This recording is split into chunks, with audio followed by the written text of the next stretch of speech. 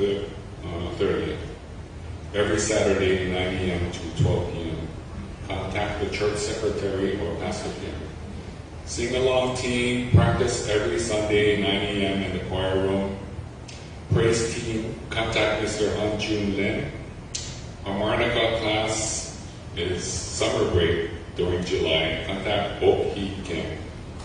Please pray for church members and families who are sick. If there is a personal or family prayer request, please feel free to contact Pastor Kim or write down the prayer request and put it in the prayer request box. And now we have welcoming and sharing of peace. Okay,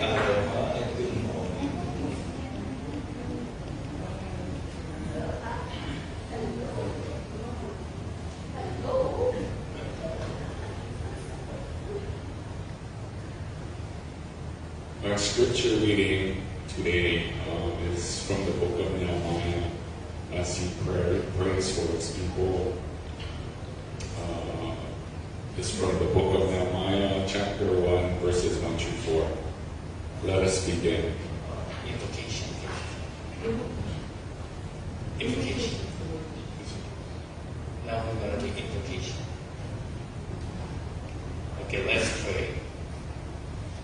Almighty God, we thank you for all your blessings and all your mercies, which you do with your love and shower upon us. You continue to care for us, and also we expect your let us never forget who you are, and Help us to show you to the lost. Make us more great, joyful, that they may be ready for your church. Grant each person here strength and courage for the way and keep us ever loyal to the example of your Son, our Lord Jesus Christ. Amen. Now we do the scripture. Yes. Sorry. No problem. That's from the book of Nehemiah, chapter 1, verses 1 through 4. Let us begin.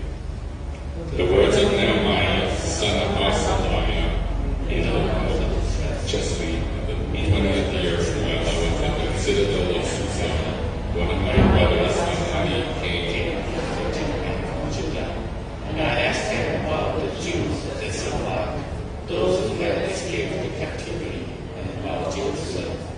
They replied, the survived there and others who escaped captivity are in great trouble and shame. The wall of Jerusalem is broken down, and its gates have been destroyed by the fire. When I heard these words, I sat down and wept, and mourned for days, asking after an angel before the Lord and before the God of heaven.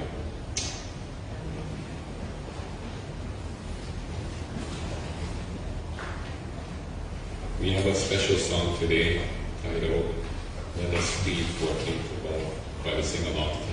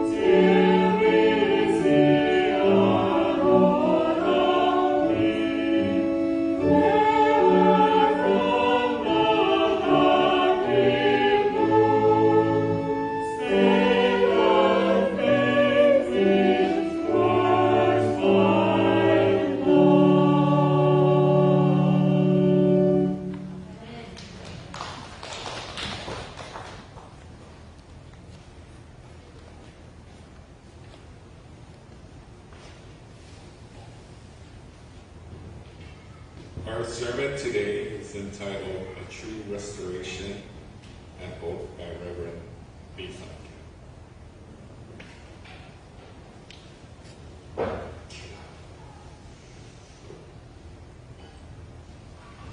Good morning. Welcome and greetings again in the name of God. Remembering God's grace to call upon all of us. I want us to confess to God like the confession of the Psalm. The Lord has done it this very day. Let us rejoice today and be glad. The reason why we rejoice today is not because something we wanted in our lives has come through, nor our situation has changed, but because we remember that the Lord is our Creator, and we live on God's chosen day according to God's providence. It is also because through this worship, we can understand God's will by listening to and meditating on the Word of God. Receive comfort and strength from the Word of God. Yes, the Word of God has power. God's Word has the power to change people. One day, a robber came into the house of John Wesley, the founder of Methodist Church, and demanded money. Wesley didn't have much, but gave him all the money he had on hand, and said this, "Friend, let this be not by force you took from me, but as a gift that I am willing to give you." The robber said bluntly, "What difference does that make?" And when the robber left the house, Wesley called him back. "Wait, I have one more gift for you. You will regret if you continue living this way. When the time comes, remember that the blood of Jesus makes us free from all our sins. And be sure to take this book with you." Wesley gave him a book as a gift. The robber hurriedly took the book and left the house. It was the Bible Wesley always prepared to give as a gift to visitors to his home. A few years later, Wesley met this young man again at the revival meeting. He came to Wesley and said, "You may not remember me, but I'm the person who rudely visited your house a few years ago and received a small amount of money and a Bible from you as a gift. After reading the Bible, I repented, believed in Jesus, and changed. I always felt that I owe you a debt. I also prepared a present for you.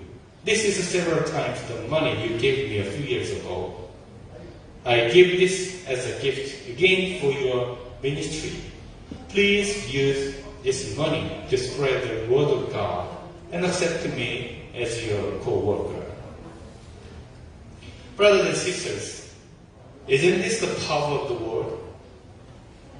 Word has power. Human words also have power. Words can kill or save people. A word can change a person's life. It can change the fate of a family, or it can change the fate of a nation. If human words have such power, how powerful is God's word? I hope that all of us will stay close to this word, read and meditate on the word, and live by the power of the word. In the beginning of this year, I urged you to read through the Bible. And according to the reading schedule, yesterday was the last day of reading the Old Testament. Some of you participated in reading through the Old Testament. Some completed already, and some of you are still reading. From some participants, I heard positive feedback that they felt spiritual growth through the reading of the Bible. I hope that you will live an abundant life through reading and meditating the Word of God. According to the schedule of the reading through the Old Testament, we read and meditated from the book of Nehemiah last week. Today we read the book of Nehemiah chapter 1. The books of Ezra, Esther, and Nehemiah were written after the exile period, talking about stories of the lives and beliefs of the Israelites. Especially, Ezra and Nehemiah tell us the stories about the rebuilding of the temple. There was a King Cyrus in Persia. The kingdom of Persia brought a big change through King Cyrus in the ancient Middle East, including Syria and Palestine. One important thing the King Cyrus did was to allow most of the Israelites to return to their home, Jerusalem. Not only that, he allowed the Israelites to build a new worship place. Ezra recorded the situation as below. In the first year of King Cyrus, the king issued a decree concerning the temple of God in Jerusalem. Let the temple be rebuilt as a place to present sacrifices, and let its foundations be laid. The costs are to be paid by the royal treasury. Also the gold and silver articles of the whole house of God taken by Babylon are to be returned to their places in the temple in Jerusalem. They are to be deposited in the house of God. The Israelites were so grateful for just being allowed to return home after the long exile. But this was an unexpected, tremendous gift from the King Cyrus to allow them to rebuild a temple in which they had worshipped and presented sacrifices to God. Yes, the Israelites rebuilt the temple, and it is called as the Second Temple. Now, the Israelites greeted the period of the Second Temple. An amazing restoration for the Israelites had happened through restoring the temple. In order to understand the meaning of the Second Temple, we need to understand about the First Temple. As you all know, the First Temple was started by King David and completed by King Solomon. The First Temple was understood as a religious expression for a united kingdom achieved by King David and King Solomon and their dynasty. God's reign had been realized by the Davidic lines. At the temple, a place to worship God and give services had been prepared by the Davidic lines. Naturally, the king took the role of the high priest for their nation as well. It was proclaimed that God's presence and reign was among Israel through the temple built in Jerusalem. But this first temple, a very important symbol, was destroyed by Babylon. Then the Israelites had no choice but to worship God without the temple during the long captivity in a foreign land. Of course, the Second Temple was rebuilt later, but the meaning of the Second Temple couldn't be the same as the meaning of the First Temple. For them, the meaning of the Second Temple was the restoration of worship, not the restoration of their nation or royal authority. Since they could no longer expect the royal authority of the Davidic dynasty due to the political collapse, the temple could not be a structure symbolizing David's loyal family or nation. The second temple held a new meaning. The second temple was called a house of prayer for all people. Our worship place today has all these meanings. Our worship place is where we give services of praises and thanksgiving through Sunday worship services, and also where we meet God in quiet prayers. Now the Israelites have rebuilt the temple and they have a place for worship and prayer. However, they had another important issue. It was how they should build their community. There were conflicts and troubles between the Israelites who returned home from captivity in Babylon and the people who had remained in the homeland. The people who remained in that land worshipped God, but they had faith combined with other religions from various cultures of surrounding regions. Hence, they have become concerned about the identity issue of who they were and who the people of God were. Yes, Ezra and Nehemiah tell us the stories of how they struggled to find their identity during the chaotic situation. When the Israelites returned home from Babylon, the first challenges they faced were from the people who remained in the homeland but lost their identity by combining different religions. Therefore, they had to build a new community and keep their pure identity. Of course, they performed rituals in the temple, but they put more importance on God's word they received through Moses and living by the word of God. And now, worshiping God was possible when they lived abiding by God's promise and the word, not only in the temple in Jerusalem. Under such circumstances, Nehemiah came to Jerusalem to rebuild the wall of Jerusalem, which had been broken down. According to the Bible, this was because the Israelites in Jerusalem were despised on account of their ruined world. Nehemiah urged the Israelites to rebuild the wall so that they would no longer be in disgrace.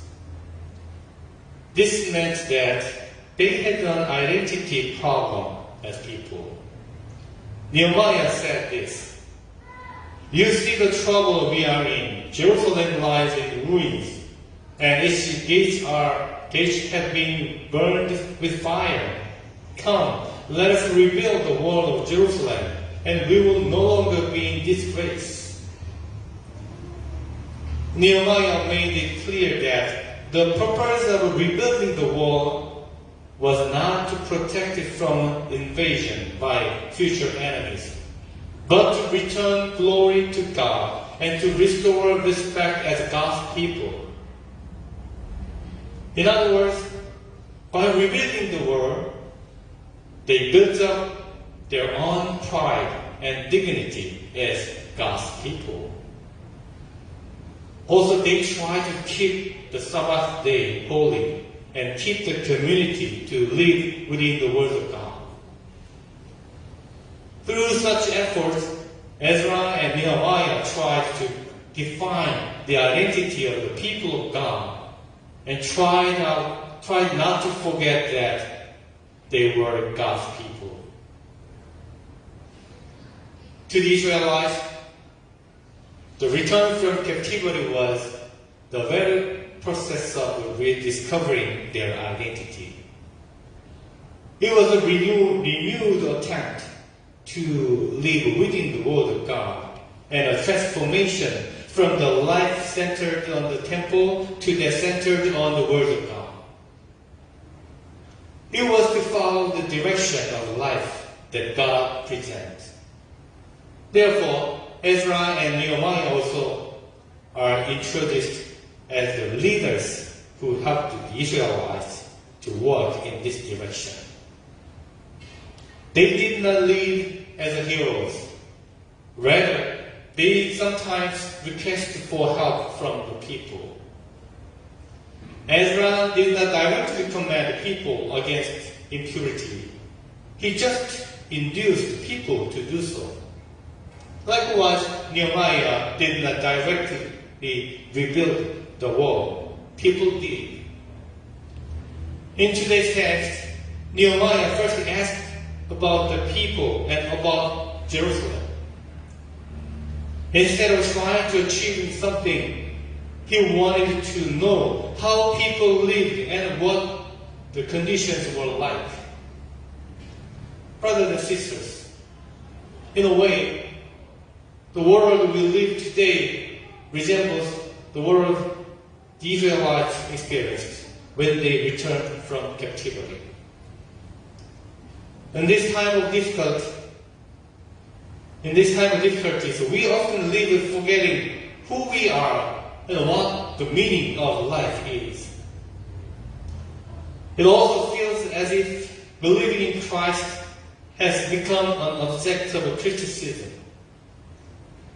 Living through such an age, the heart that Nehemiah conveys is a precious message to us.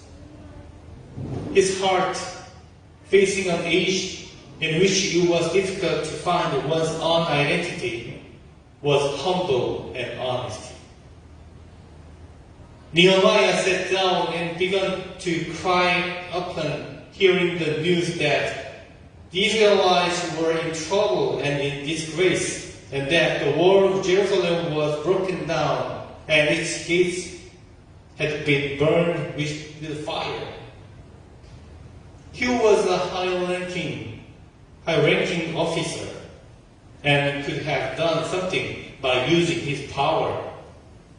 But as soon as he heard the news, he began to cry out and pray to God. This tells us that he was a man of prayer. He knew that telling God was the best strategy, better than any other ways. So his prayer was one embracing the hearts of the suffering Israelites. It was a prayer in which he put aside his own life to learn God's purpose. It was a prayer of faith, trusting in the power and faithfulness of God. It was a prayer of repentance, recognizing the sins of himself and of the Israelites. In verse 5 and 6, Nehemiah confessed as follows: O Lord God of heaven, the great and awesome God, who keeps his covenant of love with those who love him and obey his command, let your ear be attentive and eyes open to hear the prayer your servant is praying before you day and night for your servants, the people of Israel. I confess the sin we Israelites, including myself and my father's house, have committed against you. Brothers and sisters, I honestly hope that your prayers and mine are like this. I want you to offer prayers that embrace the suffering hearts of the world and that trust in the power of God. The image of the leadership that Nehemiah presents is not that of technical problem solver. His leadership was a spiritual leadership that helped the people to realize God's restoration. He was a leader of the prayer. In this sense, you all are the spiritual leader, like Nehemiah. You are a spiritual leader in your home, workplace, and the church. Instead of trying to solve problems with worldly ways, you are a spiritual leader who humbly kneels down to God. You are a leader who stands with prayer to your family members, to the colleagues at work, and in all meetings. Yes, like Nehemiah, I hope that you are the spiritual leaders who humbly kneel down in front of God. Nehemiah was also the one who humbly helped the people to follow God's word. He did not want personal success or a sense of achievement as most people seek. Nehemiah was neither a manager nor a director of the world rebuilding project. He was one of the servants who worked together and served. Brothers and sisters, we are also a servant of service. The purpose of our mission is not in completing a project and succeeding, but in serving and loving one another. This is to say that our interests and expectations are in God. Then we become full of love and thankfulness instead of being critical. Therefore, in Nehemiah's prayer, he expected God's work and offered the prayer of restoration, dreaming of new possibilities for realizing God's plan. In verses 9 and 10, he confesses, Remember the instruction saying, but if you return to me and obey my commands, then even if your exiled people are at the farthest horizon, I will gather them from there and bring them to the place I have chosen as a dwelling for my name.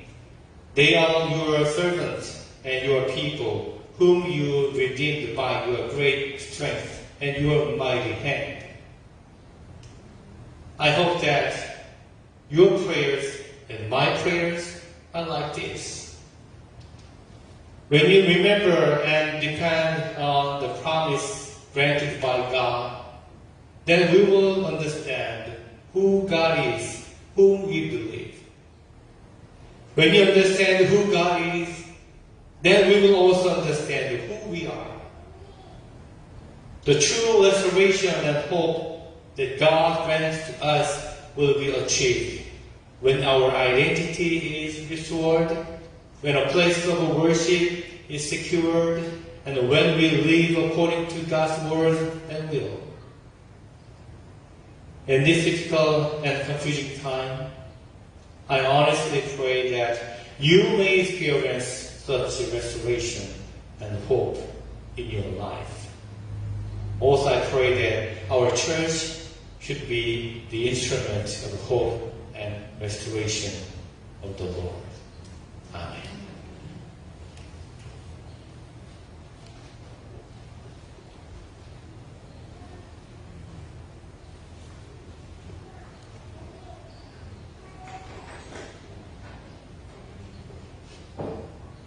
Thank you, Pastor King, for your message.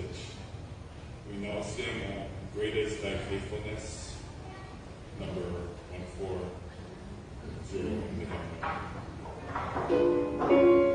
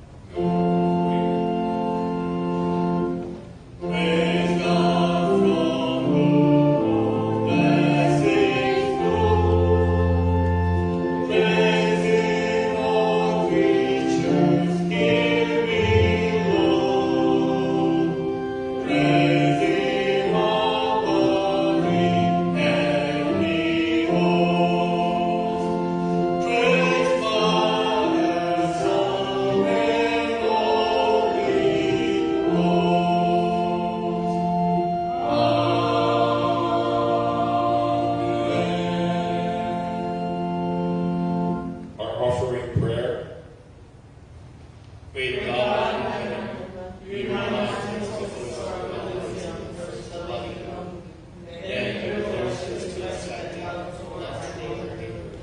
We desire to be joined with you. Create you in our hearts the burning desire to care for your children. Encourage us to follow the very ways that Jesus taught. Multiply these tithes and offerings, acts of tolerance and hospitality, extended through our needs to all of your children. In the name of Jesus Christ, we pray. Amen.